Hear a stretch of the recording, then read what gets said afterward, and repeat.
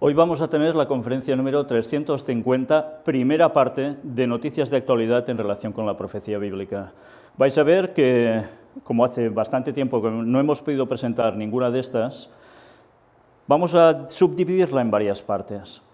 Entre todas ellas, la primera es la que tiene que ver con los temas de la creación de Dios, pero también con algo muy interesante y que nos va a ayudar a darnos cuenta de una realidad que muchas veces parece ser que se obvia, que no se quiere conocer, que se llega a despreciar, incluso a mofarse. Tiene que ver con la arqueología bíblica. Vais a quedar impresionados con la cantidad de noticias que han surgido en este poco tiempo que dan plena credibilidad al texto. Vamos a ello.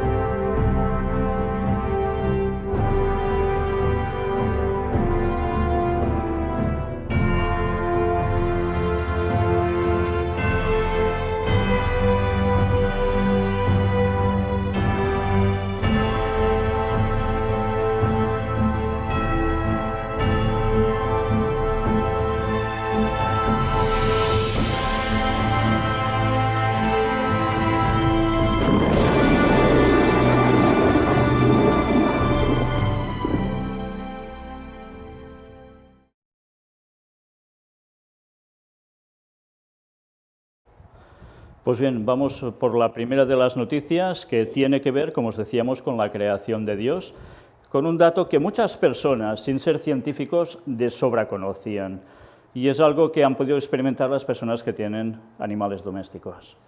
Un estudio demuestra que acariciar perros y gatos ayuda a reducir el estrés. Hombre, evidentemente, si te atacan no harás eso, ¿eh? El estrés se irá por todo lo contrario, pero desde luego sí que todos hemos podido experimentar que a medida que vas acariciando el pelo, sea de un perro o de un gato, notas precisamente ese descanso. Y ahora un estudio lo demuestra.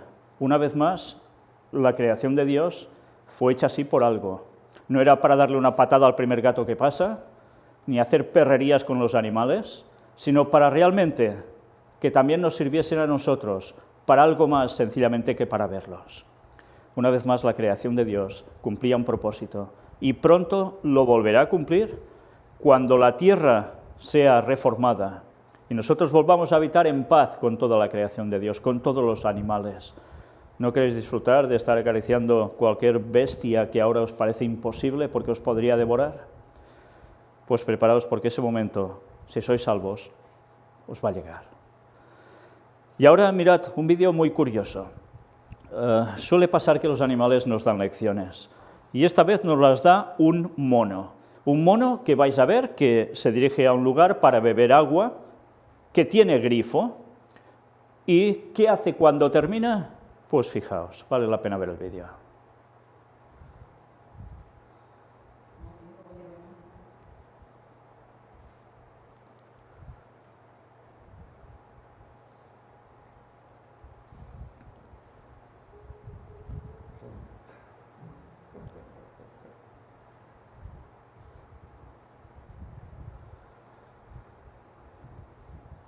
Pues ya lo habéis visto, muy sencillo, termina de beber y cierra el grifo. ¿Cuántas personas no hacen eso habitualmente? ¿Cuántas personas les da muy poca importancia al consumo de agua y que vaya saliendo del grifo como si fuera algo que no pasa nada? Pues no, una vez más, lecciones de economía. ¿A través de quién? De un mono. Un mono, ¿y a qué le importa a él si sale agua o no y va saliendo sin parar? Vaya lecciones, ¿eh? Vaya lecciones. Pero esto no es todo. Mirad este otro estudio científico. La mera presencia de la pareja puede reducir el dolor según una investigación. Esto es algo que debería hacernos pensar, sobre todo analizar nuestra propia vida si en alguna ocasión hemos estado realmente mal, enfermos. Porque cuando tienes a tu pareja al lado, notas ese confort, ese reconfort que te da precisamente, el que haya alguien que tú quieres, que te apoya en esos momentos. ¿Hacía falta un estudio científico para esto? No, no hacía falta.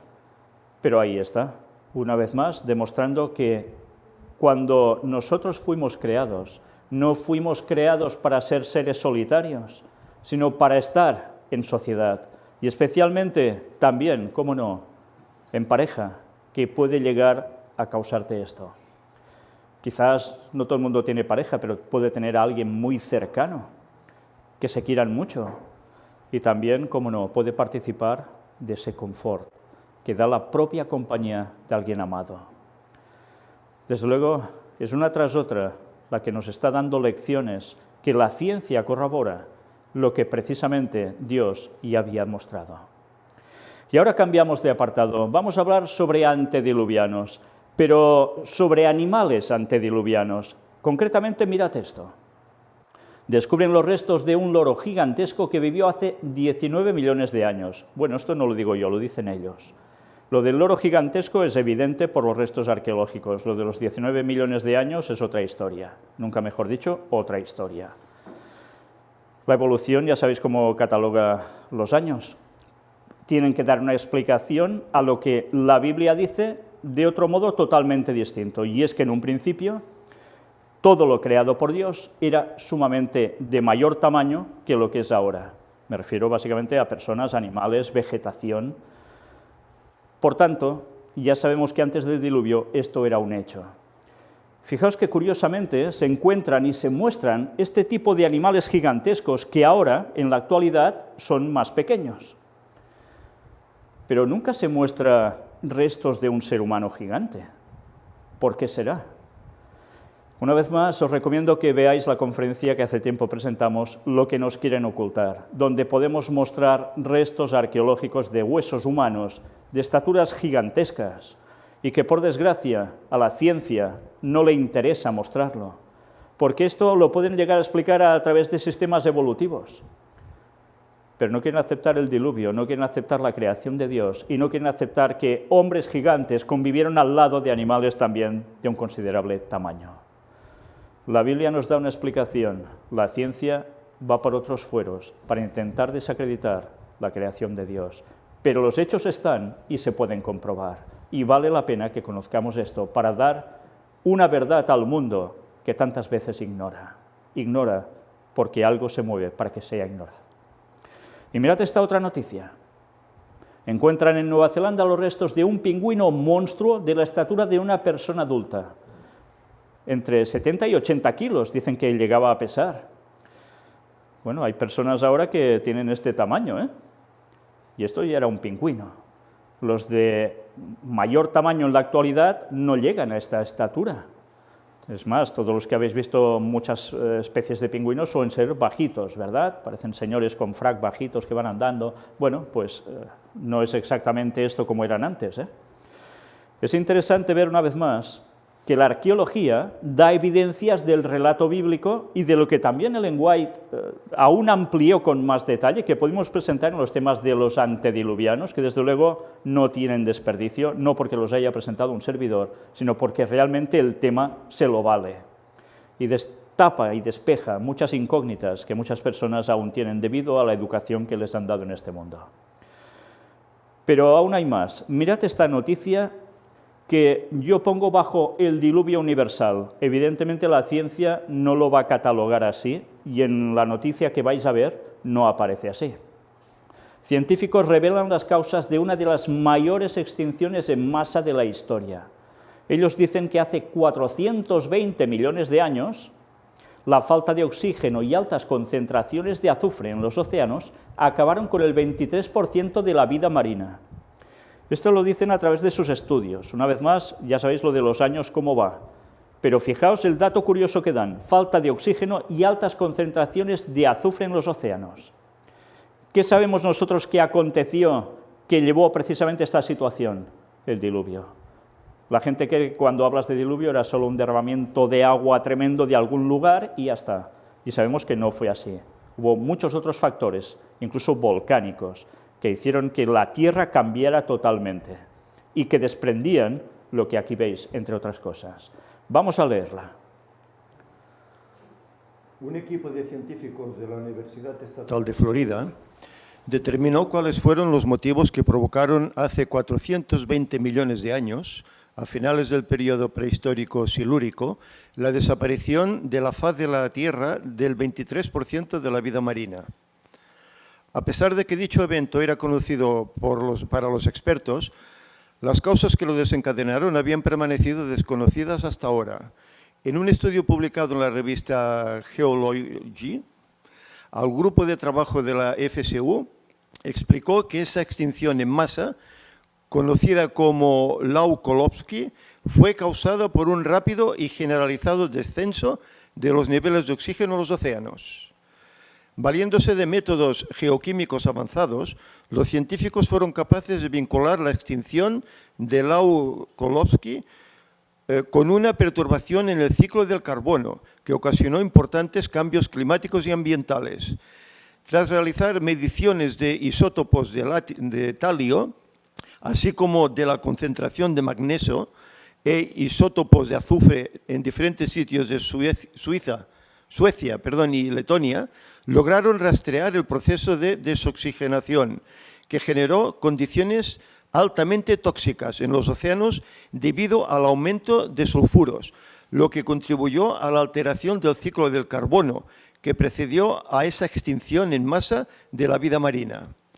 Jeremy Owens, coautor del estudio, dijo que todavía hay lecciones importantes que aprender de las crisis ecológicas de un pasado lejano, haciendo referencia a los niveles de desoxigenación generalizada que se presentan en los océanos en la actualidad, ya que ahora existe evidencia de la relación de este fenómeno con extinciones masivas.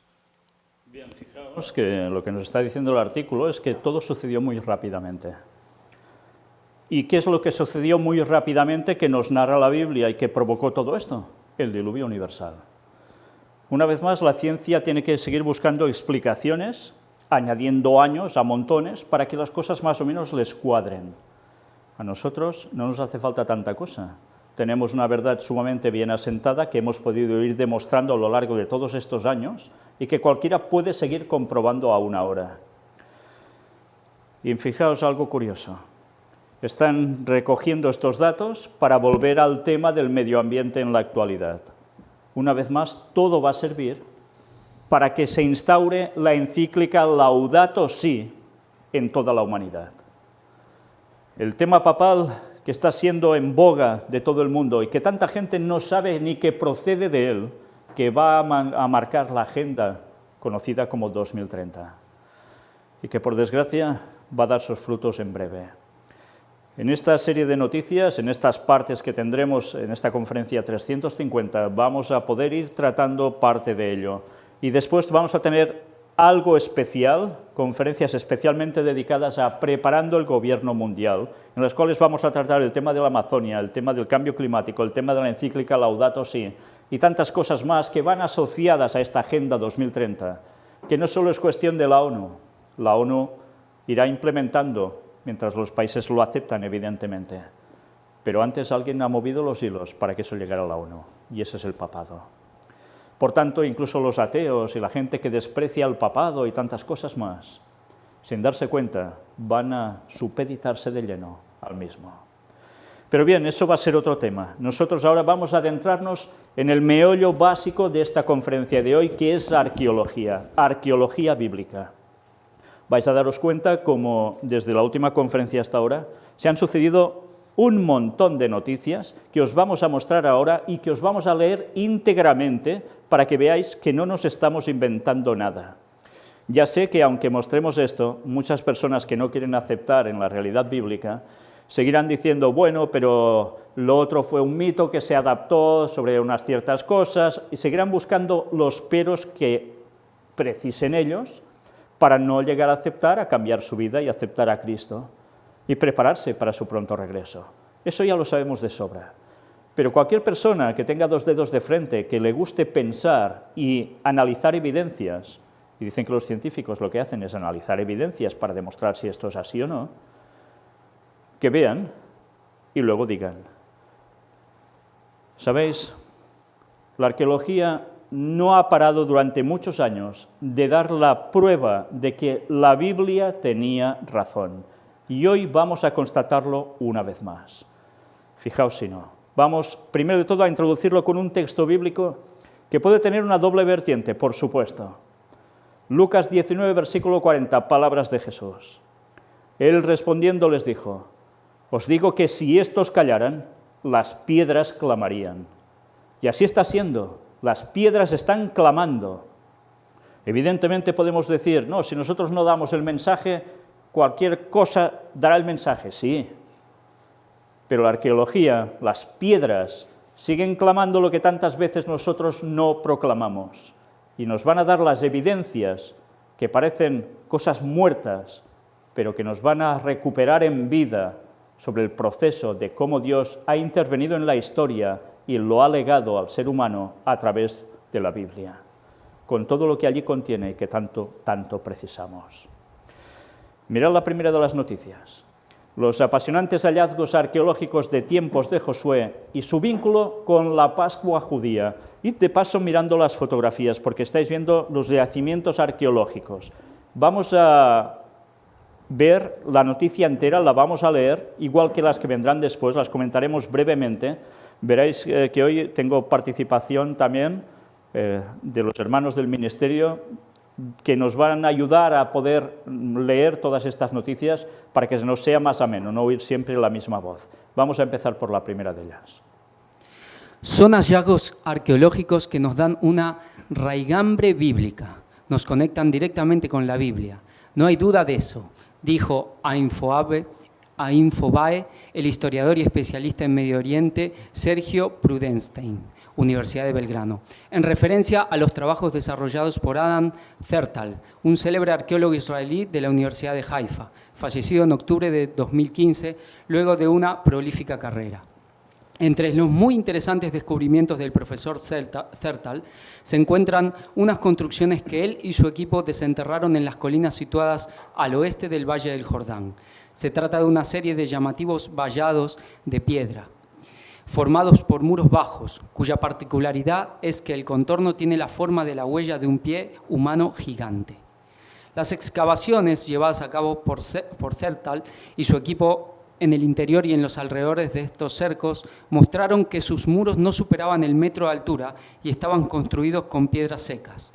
Los restos de artefactos y huesos de animales permitieron establecer que esos sitios datan del inicio de la Edad del Hierro, es decir, en torno al siglo XIII al XII, antes de Cristo, la época de la conquista. Dos de estos cercos, además, están circundados por un ancho camino empedrado. Los cercos hallados son 5 y están ubicados en una línea de varios kilómetros a lo largo del Valle del Jordán, que luego se desvía hacia el oeste, hacia el monte Ebal. Adam Zertal determinó que estos cercos son construcciones de tipo israelita y que eran sitios de reunión. No se trata de corrales para animales, sino de áreas usados para reuniones humanas tipo asambleas y rituales religiosos, explica Prudenstein. Zertal buscó en la Biblia una interpretación. Como el ingreso de los hebreos a Canaán se ubica a comienzos de la Edad de Hierro, los sitios pueden ser las primeras huellas de campamentos hebreos del tiempo de Josué. La disposición de los cercos, que lleva de Jericó hacia el monte Ebal, pueden simbolizar la entrada y la posesión de un territorio. Pero además, destaca Prudenstein, existen unas 30 citas bíblicas en el Deuteronomio y en el Josué, dos de los libros del Antiguo Testamento, que hacen referencia al pie como símbolo de la propiedad. Todo lugar donde esté la planta de vuestro pie será vuestro, dice el versículo 24 del capítulo 11 de Deuteronomio. Y en Josué 1:3 se lee, todo lugar que pise la planta de vuestro pie os he dado, tal como dije a Moisés. ¿Os parece curioso esto? ¿Por qué hacer una forma de pie a un cerco? Evidentemente hay textos bíblicos que están dando la aprobación a que esto no se hizo por casualidad, sino que además se buscó una literalidad sobre las palabras que les dio Dios. Siempre trató de armonizar los textos bíblicos con los hallazgos arqueológicos, dice Prudenstein. Veía la Biblia como reflejo de algo que sucedió, pero posiblemente de modo simplificado. Toma el texto bíblico como fuente válida, pero obviamente no literal, el paso del tiempo y con todas las ediciones que ha tenido presenta grandes variantes. Algunos de sus detractores, investigadores también importantes, sostienen que quizás los israelíes nunca hayan llegado de Egipto, sino que siempre estuvieron en la zona de Canaán. Pero para Zertal, sea una u otra, la verdad, lo que sí está confirmado es que las estructuras existen y son construcciones israelíes, de un tipo especial, diferentes de las cananeas. Ya sabéis que hay todo un documental que se puede ver por YouTube, en el cual se muestra que verdaderamente estuvieron en Egipto. Y no solo esto, todo lo que nosotros hemos podido presentar al respecto de cómo el pueblo hebreo salió de Egipto y las evidencias que hay aún en el desierto y que, gracias a Dios, fueron encontradas por Ron Wyatt, también por otras personas posteriormente, y que eso lo hemos podido mostrar en conferencia. Por tanto, esto, aunque la ciencia no quiera admitirlo, ahí está. Las pruebas están. Y quien no quiera creer, ¿qué vamos a hacer? Más allá de la conquista y de la propiedad, la otra significación de estas construcciones es evidentemente religiosa. Los cercos tienen un altar. Nuevamente, un pasaje de la Biblia resulta llamativo a la luz de este hallazgo. Son las instrucciones a los israelíes poco antes de entrar a la tierra prometida. Cuando hayas cruzado el Jordán, colocarás esas piedras sobre el monte Ebal y las revocarás con cal, tal como te lo ordeno hoy. Quemarás sobre él, el altar, ofrendas al Señor tu Dios. Ofrecerás allí sacrificios de comunión y los comerás y te regocijarás en la presencia del Señor tu Dios. Deuteronomio 27, del 4 al 7. Fijaos una vez más cómo los textos bíblicos acreditan lo que la arqueología va hallando. Es decir, que el monte Ebal es mencionado como el primer sitio donde los hebreos debían realizar ceremonias. El camino pavimentado que rodea al menos 2 de estos cercos probablemente fue usado para algún tipo de procesión. Rodear un área por medio de una ceremonia es un elemento importante en el Oriente Próximo, antiguo. Explicó en su momento el profesor Zertal, para quien los orígenes del término hebreo Hag, festival, se remontan a la palabra Hug, que en las lenguas semíticas significa rodear. Según Zertal, y coincido con él, dice Prudenstein, el término hebreo Hag, que significa festival, en lengua semítica también se entiende como cercar o abrazar. Implica entonces que los festivales se realizaban dentro de esos cercos, que son cercos ceremoniales. Y acordaos también que estuvimos presentando en conferencia la importancia de estas formas de proceder con precisamente estas formas geométricas, como abriendo las puertas dimensionales, en este caso de unión con Dios, pero que los paganos también han llegado a utilizar a lo largo de toda la historia para hacer todo lo contrario, la invitación a la entrada a los demonios. El descubrimiento de estas estructuras de pie, decía Adam Zertal, abre un nuevo sistema de percepciones lingüísticas e históricas. Destacaba que la palabra hebrea bíblica para pie, regel, significa actualmente festival. Ahora, después de estos descubrimientos, el sentido de los términos se hacen claros. La identificación de los recintos de pie como sitios antiguos para ceremonias israelíes nos conduce a una serie de nuevas posibilidades de explicar los comienzos de Israel y de los festivales del pueblo de Israel, dijo Zertal. ¿Os recordáis un texto bíblico que dice cuán hermosos son los pies de los que traen las buenas nuevas? Mirad, ¿por qué será? ¿Qué forma de unir también a Dios a través de los pies? Las construcciones en pie, evidentemente, fueron usadas para ceremonias en la primera edad de hierro, explica Sergio Prudenstein, y quedan como huellas permanentes de la peregrinación de este pueblo. El monte Ebal es el sitio en el cual la Biblia dice que se realizaron las primeras ceremonias. Y este significado relacionado con fiestas nos lleva directamente a celebraciones, a la primera Pascua en Tierra Prometida. La palabra del hebreo bíblico para pie es regel y se usa también para festival, porque con los pies bailamos. La Pascua evoca la salida de Egipto. Se supone que la celebraban en el desierto, pero sobre eso no hay huella.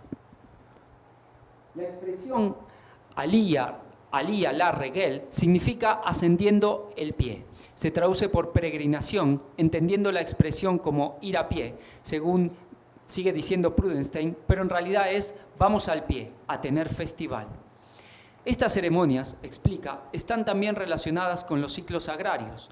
Lo que se ofrenda en esos altares son las primicias, los primeros frutos, que llegan en abril, por eso el vínculo con la Pascua, que coincide con el tiempo de cosechas. Los israelíes, dice Prudenstein, recuerdan su salida de Egipto. Por eso la cena con el cordero, con cuya sangre pintaron las puertas para que no les tocara la última plaga que cayó sobre los egipcios y convenció al faraón de dejarlos partir. Las hierbas amargas son para recordar los tiempos de la esclavitud.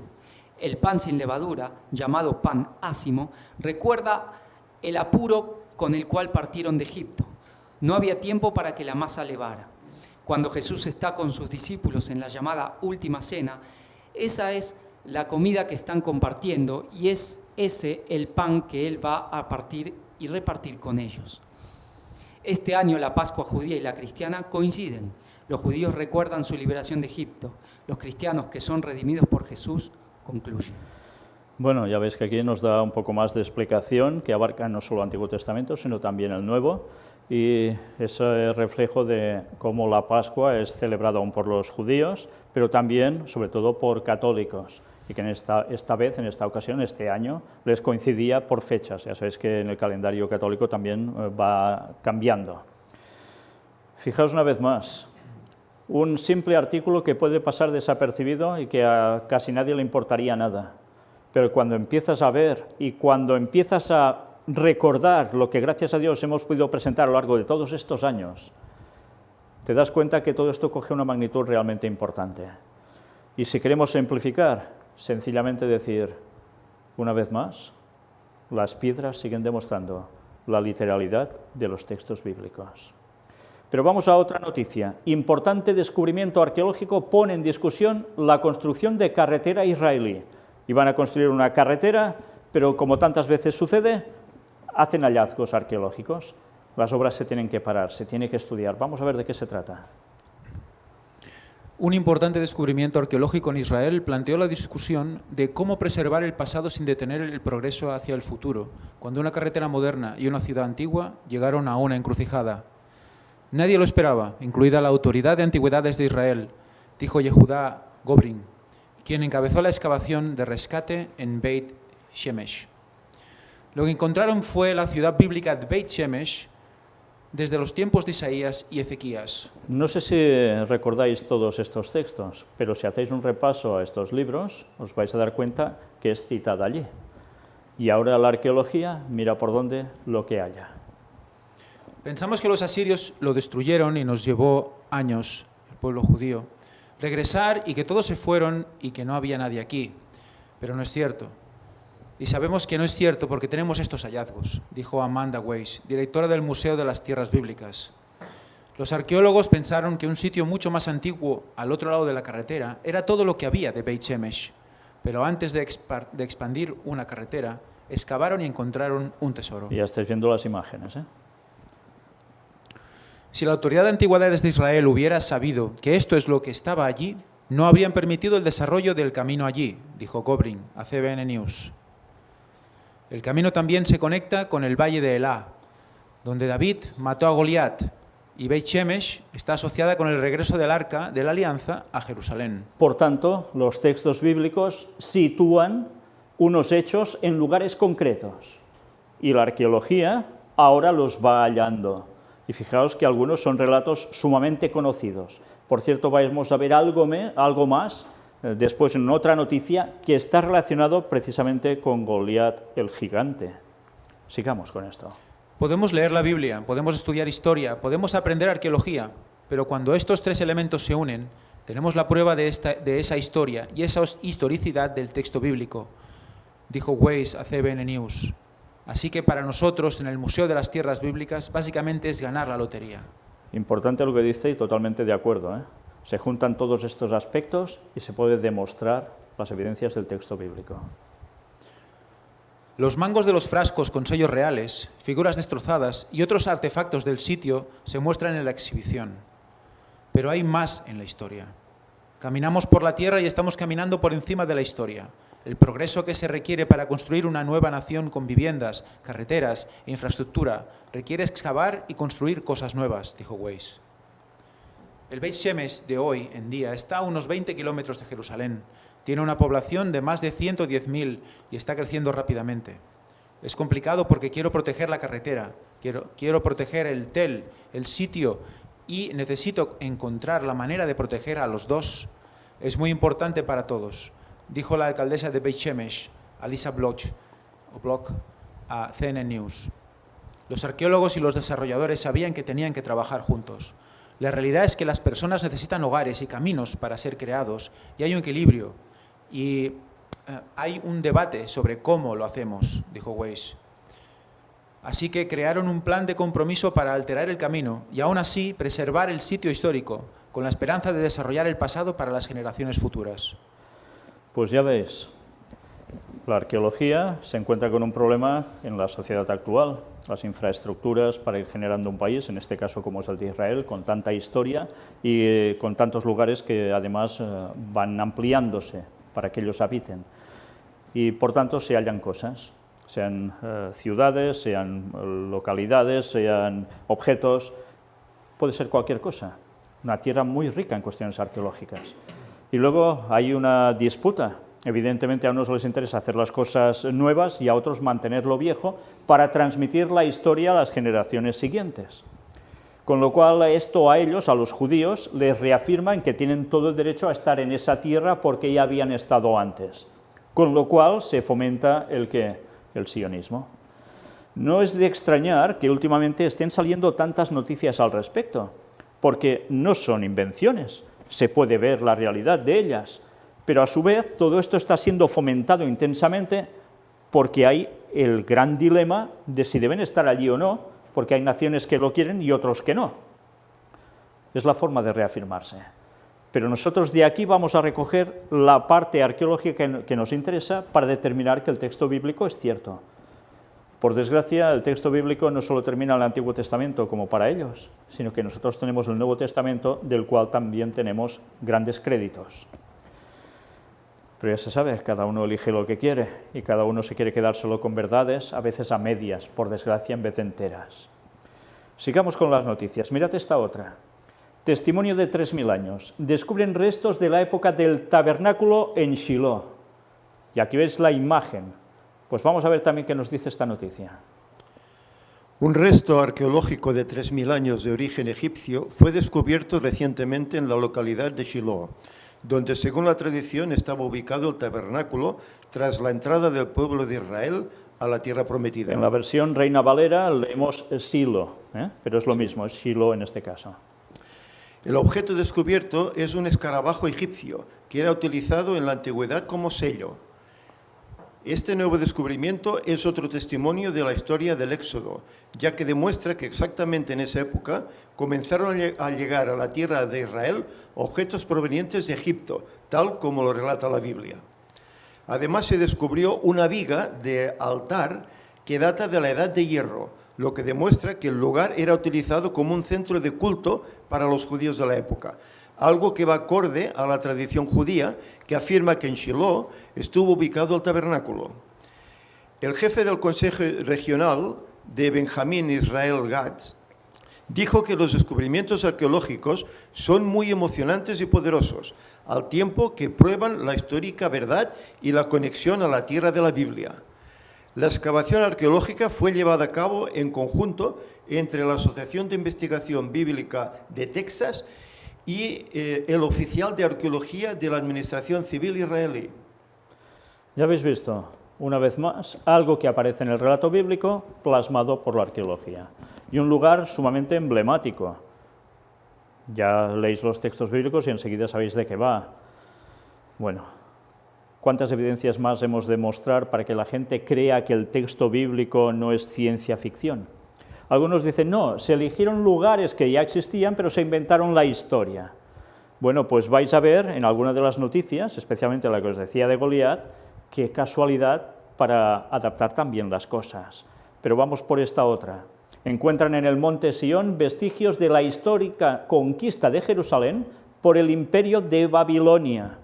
El acontecimiento histórico que se remonta al siglo VI a.C., tuvo como resultado la pérdida de muchas vidas, la destrucción de la ciudad y el desmantelamiento del Templo de Jerusalén. Hemos hablado de esa época, hemos tratado en conferencias de todo ello. Pues ahora vais a ver, una vez más, las evidencias arqueológicas. Un grupo de investigadores de la Universidad de Carolina del Norte en Charlotte, Estados Unidos, ha encontrado vestigios de la histórica conquista de Jerusalén por el Imperio de Babilonia, ocurrida entre los años 586 y 587 a.C., en una excavación arqueológica en el Monte Sión, Jerusalén, según recoge un artículo publicado este domingo en Peace Organization. En el yacimiento han aparecido capas de ceniza, puntas de flecha de aquella época, así como tiestos, lámparas y un pendiente de borla hecho de oro y plata. En el área circundante también se han encontrado indicios de una importante estructura de la Edad de Hierro, aunque de momento no la han excavado porque se halla debajo de las capas de periodos posteriores, si bien planean hacerlo en 2020. Los arqueólogos creen que el yacimiento hallado se remonta al periodo de la conquista babilónica de Jerusalén, debido a la combinación única de objetos y materiales encontrados, cerámica y lámparas, junto a madera quemada y cenizas, restos del asedio, y puntas de flecha de bronce y hierro de tipo escita, propias de esa época. Por tanto, nos está describiendo los restos hallados, el conflicto que hubo sobre el terreno y cómo quedó todo en el momento del desastre. Restos parlantes. En opinión de Jimon Gibson, codirector del proyecto Mount Zion Archaeological Project, proyecto arqueológico Monte Sión, esta mezcla de elementos indica algún tipo de devastación y destrucción, ya que, asegura, nadie abandona las joyas de oro ni tiene puntas de flecha en la basura de casa. Es el tipo de batiburillo que esperas encontrar en una casa en ruinas después de un ataque o batalla, añadió Gibson, que se mostró sorprendido por el hallazgo, ya que asegura que en los lugares de conflicto los atacantes suelen recogerlas para luego fundirlas. Una huella del pasado. La parte superior del pendiente de borla es de oro y tiene forma de campana, mientras que la parte inferior está hecha de plata y su forma recuerda a un racimo de uvas. Gibson, que se confiesa emocionado por el hecho de estar excavando dentro de las casas del gran hombre, mencionadas en el pasaje bíblico 25:9 del Libro de los Reyes, explica que este descubrimiento es una prueba clara de la riqueza de los habitantes de la ciudad en el momento del asedio. Desde 1979 no se habían hallado joyas de dicha época en Jerusalén. La conquista babilónica de la ciudad por parte del rey Nabucodonosor fue feroz y tuvo como resultado la pérdida de muchas vidas, la destrucción de la ciudad y el desmantelamiento del templo de Jerusalén. Cuando el rey Sedequías intentó huir junto con su séquito, fueron capturados y llevados cautivos a Babilonia. Y sabéis quién fue llevado cautivo también en esos momentos, ¿no? Un profeta del cual hemos tratado mucho, que se llamaba Daniel. Esos eran los momentos que provocaron ese cautiverio. Aquí veis, una vez más, en prueba arqueológica, que eso fue un hecho. Una vez más, inventarse un personaje sobre un hecho rápidamente para que las cosas cuadraran, no hagamos reír. No es la primera vez que este proyecto arqueológico, que lleva activo desde hace más de una década, realiza un hallazgo relevante. El mes pasado encontraron evidencias que confirman detalles de narrativas medievales sobre la toma de Jerusalén por los cruzados en el año 1099. Pues ya habéis visto, una vez más, las evidencias.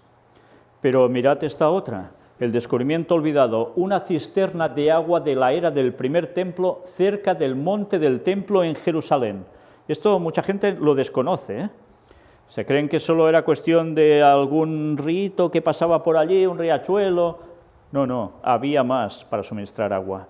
En la esquina sur de la pared occidental del monte del templo en Jerusalén ha sido encontrada una rara y bien conservada cisterna del periodo del primer templo, oculta de la vista y desconocida para muchos. Y aquí veis la imagen, realmente grande, ¿eh? Pues vais a ver qué nos cuentan. Fuente: Jerusalem Center for Public Affairs. En la esquina sur de la pared occidental del Monte del Templo en Jerusalén ha sido encontrada una rara y bien conservada cisterna del periodo del primer templo, oculta de la vista y desconocida para muchos. La Autoridad de Antigüedades de Israel desveló la cisterna 7 años atrás, pero el difícil acceso al sitio impide las visitas públicas. A pesar de la enorme importancia arqueológica de la cisterna, cuyo volumen se acerca al de una pequeña represa, la puerta de entrada está cerrada y el sitio no está incluido en los diversos programas turísticos patrocinados por la ciudad de David y guías turísticos locales. Y fijaos en lo que ahora vamos a leer. El descubrimiento de la cisterna socava la largamente sostenida tesis de que durante el periodo del primer templo Jerusalén fue abastecida únicamente por las aguas del manantial de Gijón. Durante 5 décadas, los arqueólogos han buscado en vano pruebas arqueológicas para confirmar el bíblico e histórico testimonio de Rabsaces, comandante del ejército del rey asirio Senaquerib. Rabsaces trató de convencer a Ezequías, rey de Judá, y a los sitiados habitantes de Jerusalén a rendirse diciendo: vengan a mí y comamos cada uno de su vid y cada uno de su higuera y bebamos cada uno las aguas de su propia cisterna. Isaías 36. Ya veis, Rabsaces dijo algo y no lo dijo porque sí, lo dijo porque había algo en esos momentos en su tiempo. Por muchos años, los arqueólogos buscaron en vano las cisternas mencionadas por Rabsaces. Muchos depósitos de agua a partir del periodo del segundo templo fueron descubiertos, pero ninguno perteneciente a los días del primer templo fue encontrado. Por lo tanto, el supuesto prevaleciente fue que durante la época del primer templo Jerusalén fue sostenida únicamente por las aguas del manantial de Gijón. El descubrimiento del depósito de agua oculto.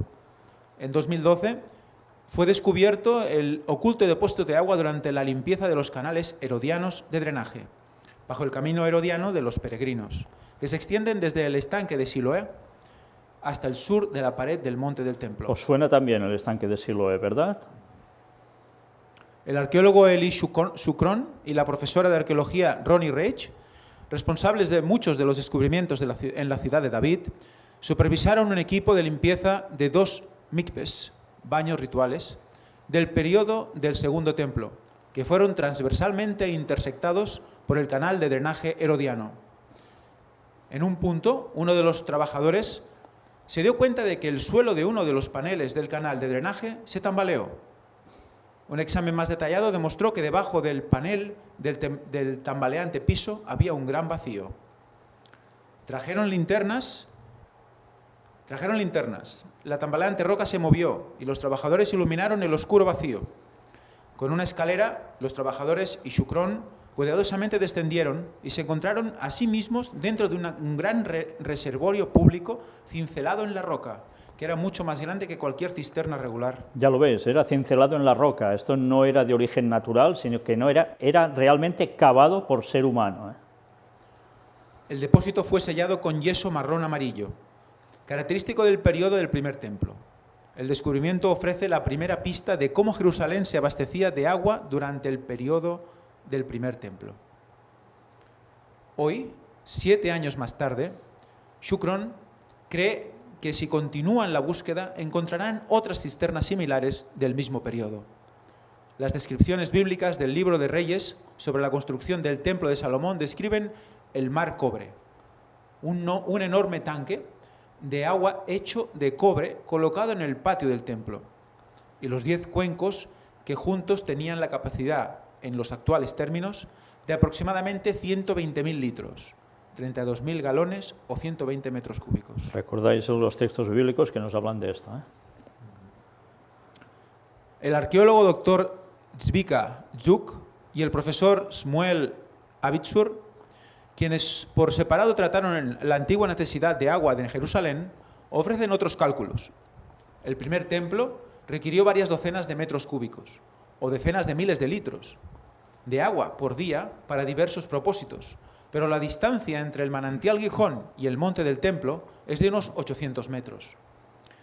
Para llevar 1 metro cúbico de agua, 1000 litros, se requieren 13 viajes de burro, cada uno llevando aproximadamente 75 litros de agua a la vez. Por lo tanto, para llenar una cisterna de 100 metros cúbicos, 1.300 cargas de burro serían necesarias.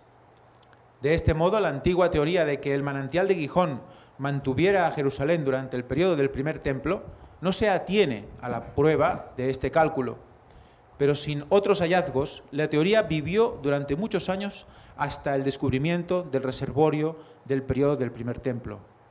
Sin embargo, el descubrimiento publicado en su momento por la Autoridad de Antigüedades de Israel y la ciudad de David había sido olvidado. Jerusalén todavía está esperando el descubrimiento de cisternas adicionales del periodo del primer templo para confirmar que la ciudad no fue sostenida solo por el manantial de Gijón. Yo visité el depósito recientemente. tiene 4,5 metros de alto, 5,5 metros de ancho y 12 metros de longitud. El techo del depósito tiene 2 aberturas. La abertura principal sirvió para extraer el agua. La segunda sirve hoy como una entrada al depósito por medio de una larga escalera de hierro que desciende hasta el suelo. Su capacidad es de unos 250 metros cúbicos. Cisternas similares que permitieron la datación del depósito del pie del monte del templo fueron descubiertas en el año 1990 en Tel Be'er Sheva y Tel Beit Shemesh. Las cavernas de esos otros sitios no son simétricas y de su principal cámara parten ramales y compartimientos adicionales. El depósito en el pie del monte del templo también se ramifica, posiblemente hacia el este, por debajo de la actual plaza del monte del templo y de una zona por debajo del Museo Islámico. Sin embargo, esta ramificación está bloqueada y sin acceso. Israel no tiene planes para acabar en el monte del templo, pero hay que hacer notar que el área fue cartografiada e inventariada en el siglo XIX por Charles Warren, quien encontró 49 cisternas y 42 acueductos que transportan agua. Leyenda. Mapa preparado por el ingeniero y explorador de Jerusalén Hermet Pierotti y publicado póstumamente en 1888. Los depósitos de agua, cisternas y acueductos también fueron mapeados por el ingeniero italiano Hermet Pierotti, quien fue designado en 1858 como arquitecto e ingeniero de Jerusalén por el gobernador otomano.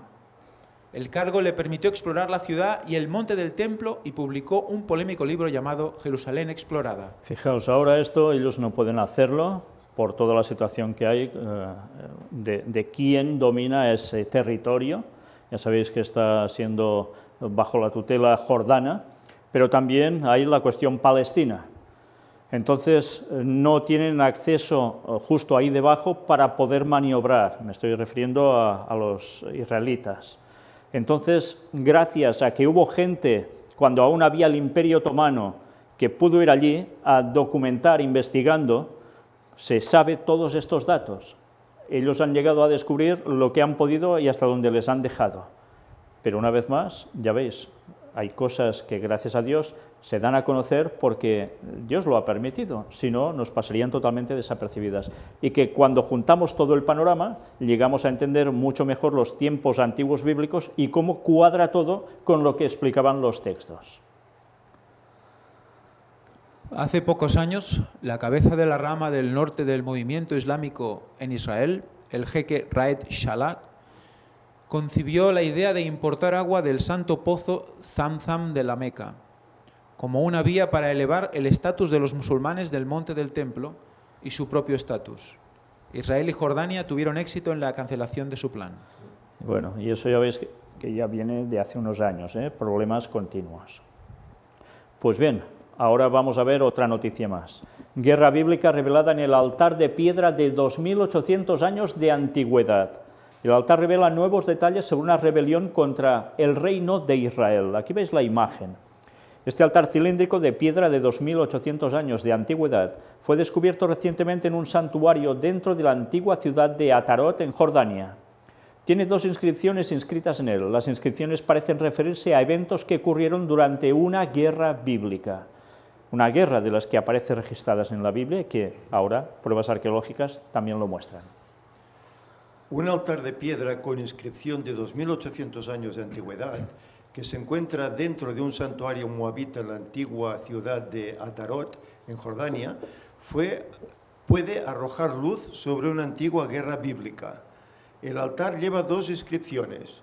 Las palabras están en el idioma y la escritura moabitas, mientras que los números en las inscripciones están en hierático, un sistema de escritura egipcio. Parece que el altar data de un tiempo después de que Mesha, rey de Moab, se rebeló con éxito contra el reino de Israel y conquistó Atarot, a veces deletreado Atarot. Y Mesha también aparece como mesa, Es lo que me extrañaba, sí. Una ciudad que el reino de Israel había controlado. Para entonces Israel se había roto en 2, con un reino del norte que retuvo el nombre de Israel y un reino del sur llamado Judá. La Biblia hebrea menciona la rebelión, diciendo que antes de que Mesha se rebelara, Moab tuvo que dar a Israel un tributo anual de miles de corderos y una gran cantidad de ram.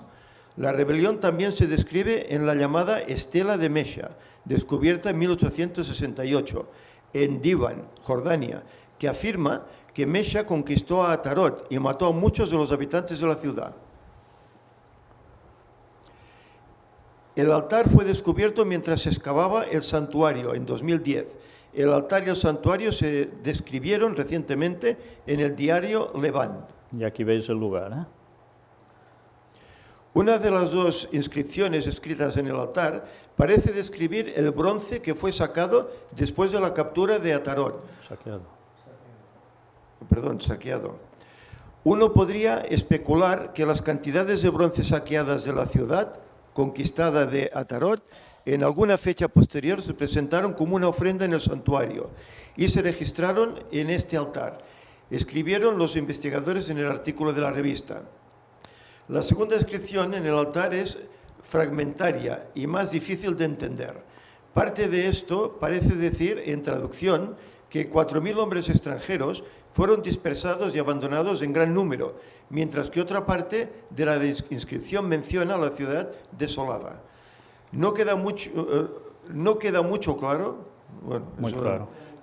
claro, se supone, acerca de esta inscripción. Escribieron los investigadores, señalando que esta inscripción puede discutir eventos que ocurrieron durante la rebelión de Mesha contra Israel y la captura de Atarot.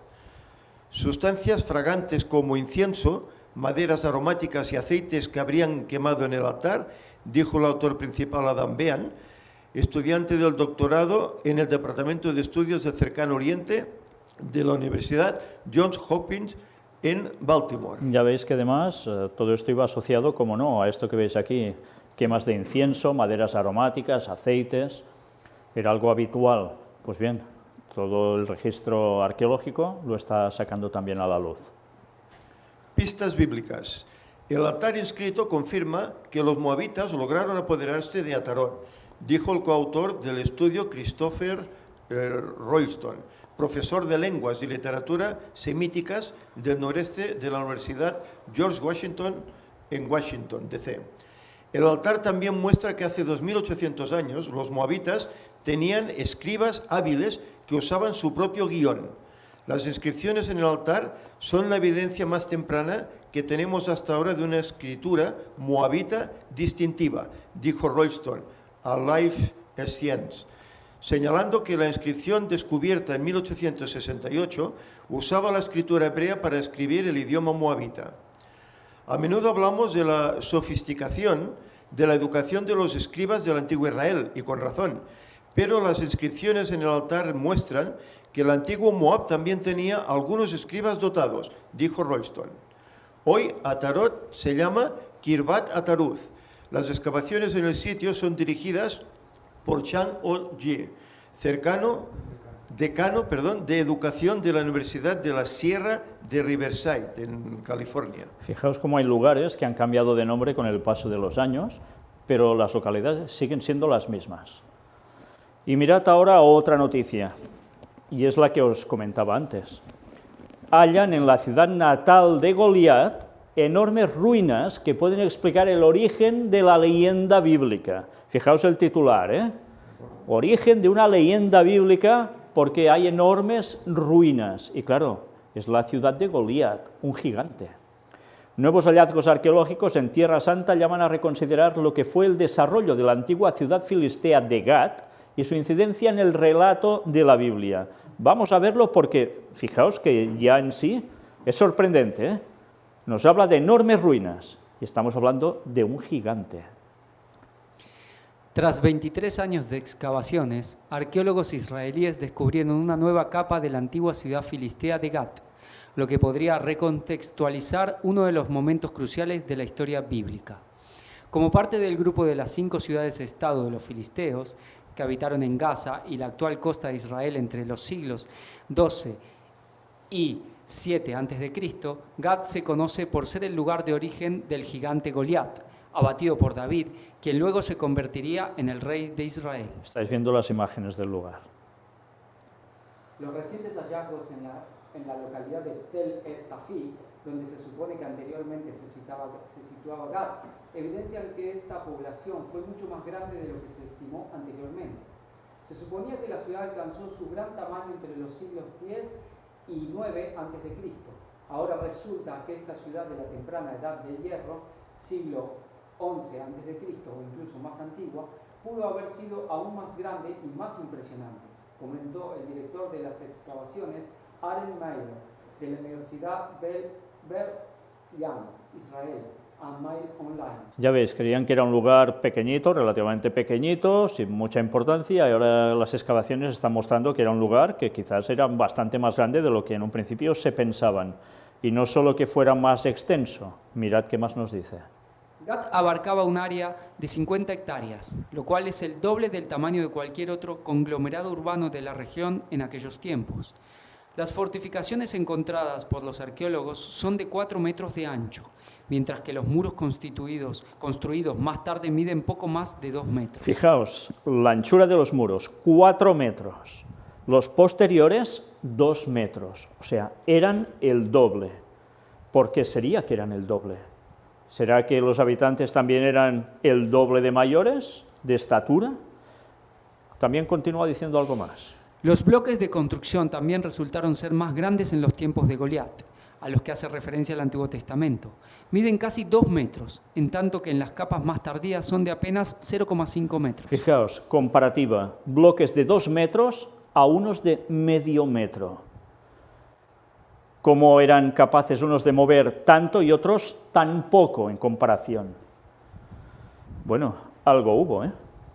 ¿Sería Goliat el único gigante del lugar o era el que más destacaba? Esto es otra cuestión, ¿eh? Lo que queda claro es que hubo un antes y un después en el cual hay un cambio de proporciones y algo debería reflejarlo esto. ¿O es que había solo un gigante que se dedicaba a hacer grandezas y luego el otro o los otros hacían lo que podían? Son etapas distintas, con lo cual ha pasado un tiempo. Bueno, pues todo esto debería hacernos pensar. Cuando estuvimos hablando del tema de los antediluvianos como gigantes, todos, también postdiluvio aún siguieron habiendo gigantes. Todo esto también lo seguiremos tratando próximamente en los temas de los misterios de Babilonia, si Dios quiere. Pero todo esto no pasó porque sí. La raza de los antediluvianos pasó a través de Noé y sus hijos a postdiluvio. Por tanto, aún seguían siendo gigantes. Todos. Luego fueron disminuyendo, la raza fue hacia abajo. Pero aún y así hubo lugares donde aún permanecían cierta genética que los mantenía más grandes en estatura que los otros que bajaron más rápidamente. Pues este era el caso de los habitantes de Gat, con Goliat seguro, pero por los indicios que nos muestran los hallazgos arqueológicos hace pensar que quizás no era el único que fuera de gran estatura.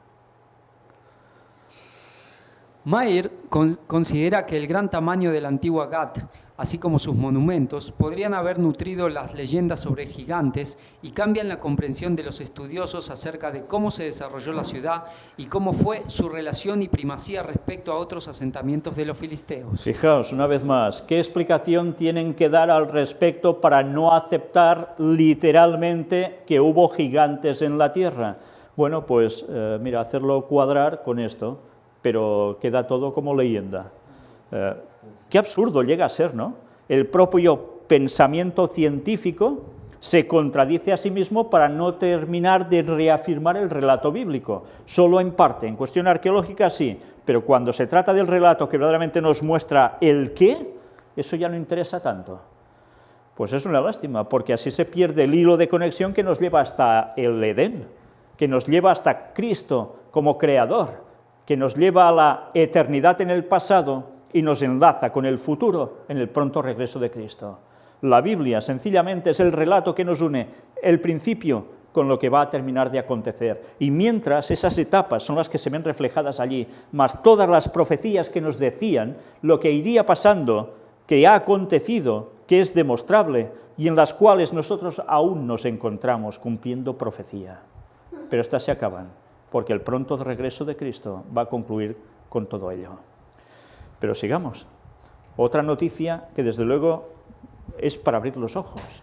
Descubren en Jerusalén un sello de la época del templo con el nombre de una figura bíblica.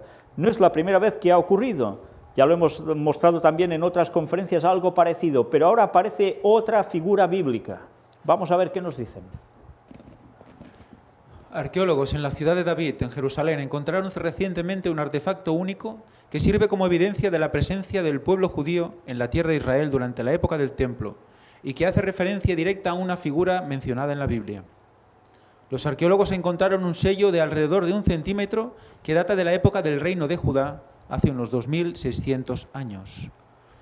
En el sello se puede leer la inscripción en hebreo antiguo con las palabras perteneciente a Adonías, Adoniyahu, mayordomo real. ¿Os suena Adonías? Adonías aparece varias veces en la Biblia y según Eli Shukron, que dirigió la excavación, no hay dudas de que se trata de un descubrimiento de gran importancia. Sin duda, no siempre aparece un nombre bíblico registrado en algo escrito, ¿eh? Los sellos, como el que se encontró, eran utilizados en la época del primer templo para firmar y sellar documentos oficiales del reino de Judá. Ya veis que es pequeñito, ¿eh? El término traducido como mayordomo real, Asher al-Habayit, en hebreo, era el cargo más importante dentro de la jerarquía real en el reino de Judá y aparece en el listado de posiciones de los ministros del rey Salomón. Es un término que aparece varias veces en la Biblia y que es utilizado para mencionar a un ministro importante que era cercano al rey. El sello fue encontrado por un voluntario del Servicio Nacional hace unas 3 semanas entre partes de la tierra que fue excavada en el año 2013 cerca del Muro de los Lamentos. Ya sabéis que hubo mucha tierra que se extrayó de allí, prácticamente se echó como vertedero y que después las autoridades arqueológicas de Israel han ido allí a recuperar, a ir sacando palmo a palmo la tierra, pasándola por raseros, para llegar a encontrar piezas que verdaderamente tienen que ver con el templo. Evidentemente a alguien no le interesaba que hubiese una conexión de judíos habiendo estado allí, que niegan que eso haya sido historia, pero es la verdad del relato bíblico. Ya sabéis que al Islam eso no le interesa, por eso tantas trabas al respecto. Pero por el otro lado, los judíos sionistas que quieren afianzarse allí y desde allí, ya sabéis todo lo que quieren conseguir, les interesa esa excavación, con lo cual van destapando y desvelando cosas que han quedado escondidas a través de la historia, e incluso algunas cosas ya veis como totalmente arrojadas, pero se han podido recuperar. ¿Y esto a nosotros para qué nos sirve? Pues para dar fe que la Biblia tenía razón.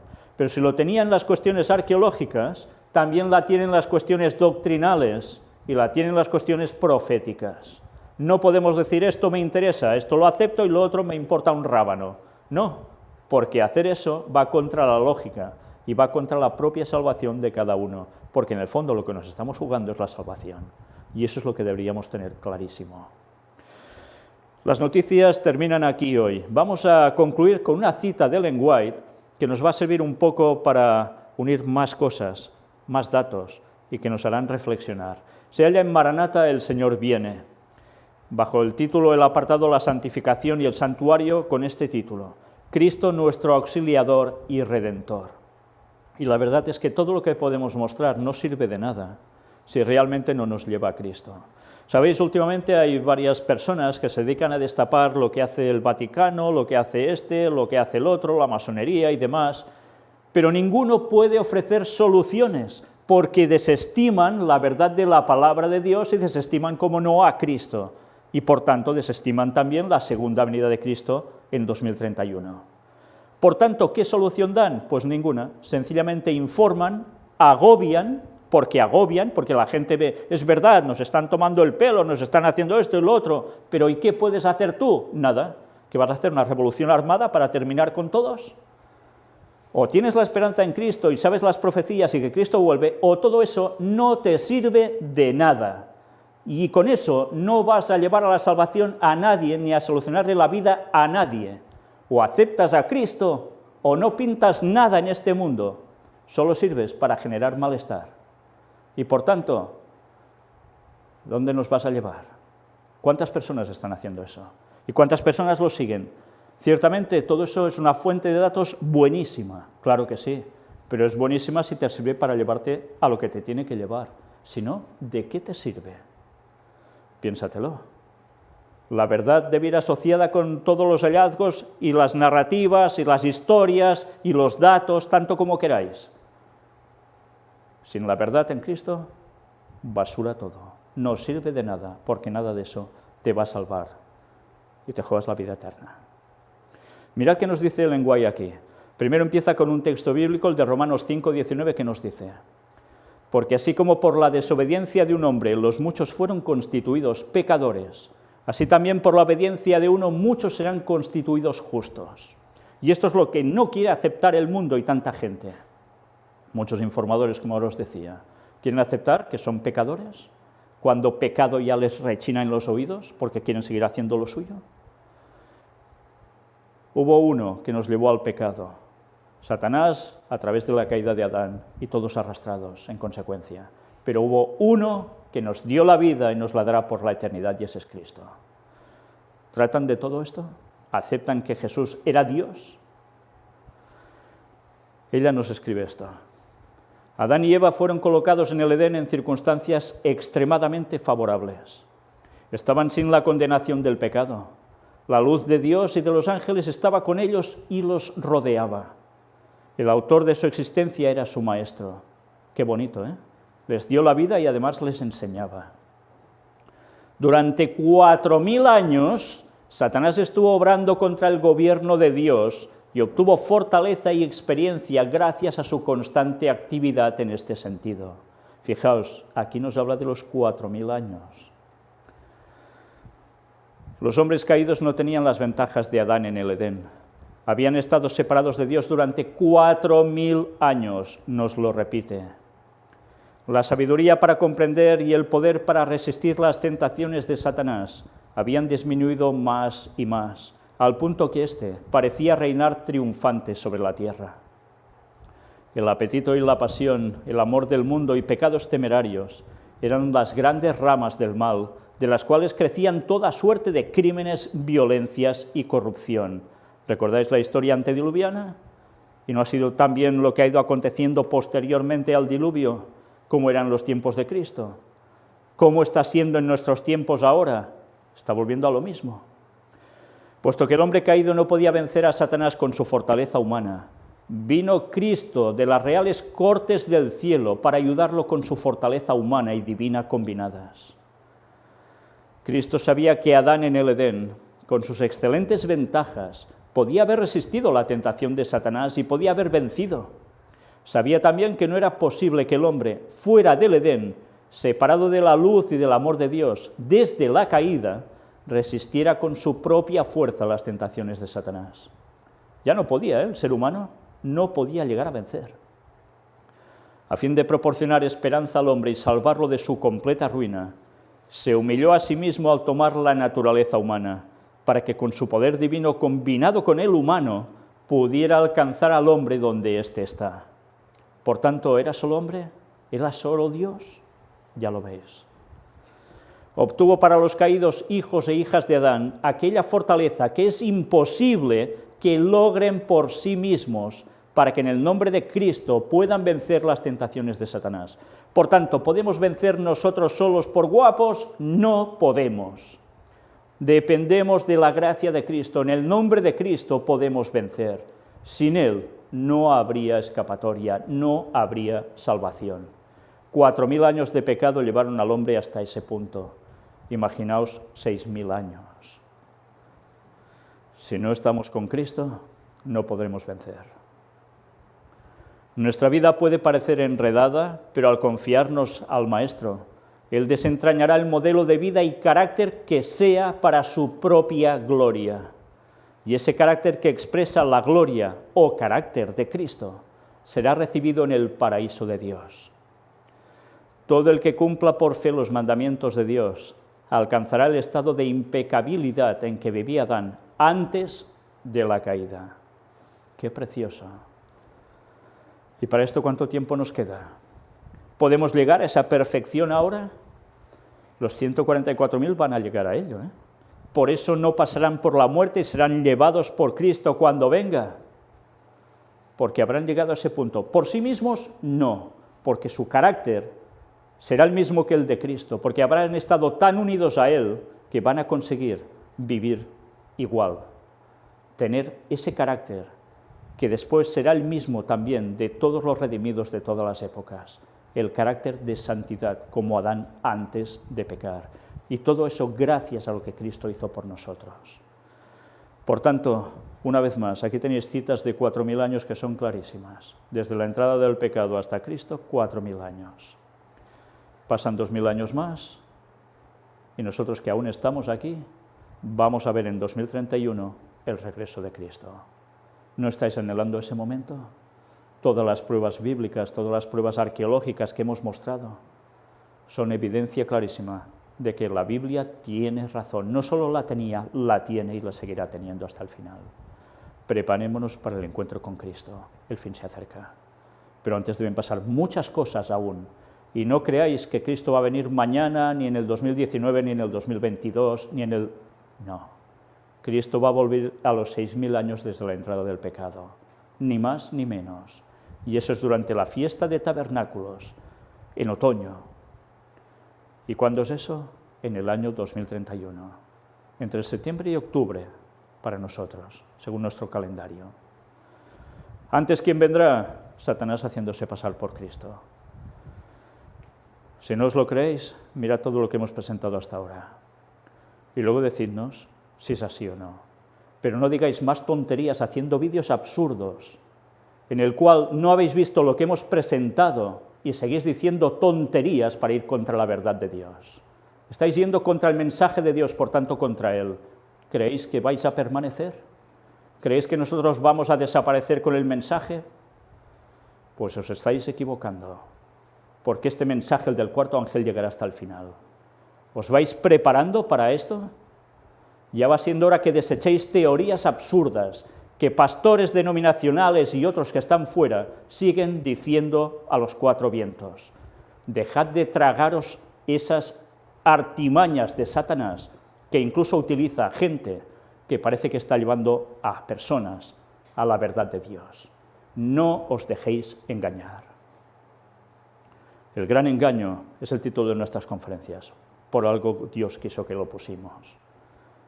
Y por algo seguimos manteniéndolo. No caigáis en el gran engaño. Próximamente, la segunda parte de esta conferencia de noticias.